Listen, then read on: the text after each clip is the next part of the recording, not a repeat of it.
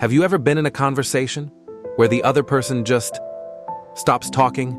No anger, no words, just silence.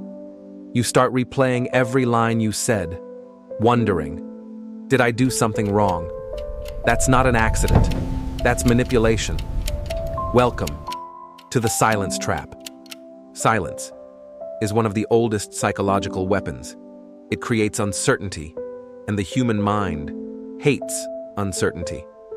When one person stops talking, the other starts to fill the silence with guilt, with fear, with apology. A skilled manipulator knows this. They use silence like a scalpel, cutting your confidence without ever raising their voice. You start to explain yourself, to defend yourself, to fix something that wasn't even broken. And in that moment, they win. Because silence forces you to chase emotional closure that never comes. In psychology, this tactic is called negative space communication. Our brains are wired to expect social feedback. When it disappears, anxiety rushes in. That's why interrogators and narcissists both use silence. They know silence doesn't just stop a conversation. It creates pressure. It makes you uncomfortable. It makes you talk. You start revealing more than you should, just to break the tension. And that's when they strike. They gather information. They regain control. They build dominance. All without saying a single word. Imagine this. You're in the middle of a conversation, and suddenly, the other person goes quiet. They just look at you, expressionless, blank. What do? Choose your defense. Option A, the pleaser. You start talking faster, explaining, apologizing. You say, "Are you mad at me?" The manipulator wins. You've just surrendered control. Option B, the mirror.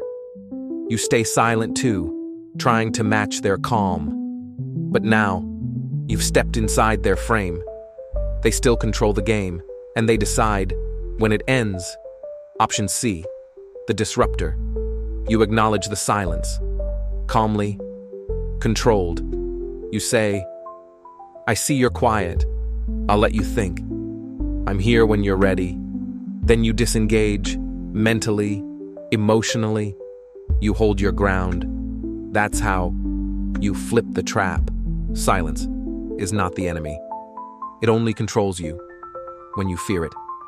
The moment you stop fighting the silence, you take back control. Let them sit in their own quiet. You stay calm, steady, unreadable.